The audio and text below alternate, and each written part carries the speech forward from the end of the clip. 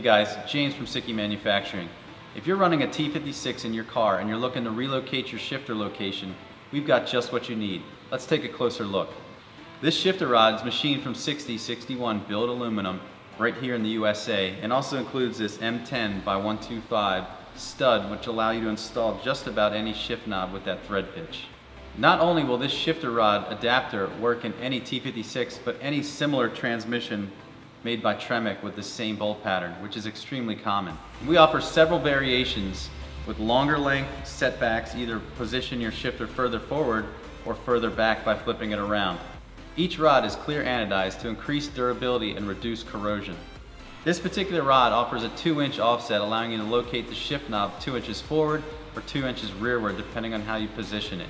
This one locates the shift knob 1.5 inches forward or backwards, depending on how you position it. To get yours, log on to Sikky.com or get in touch with one of our knowledgeable sales reps today.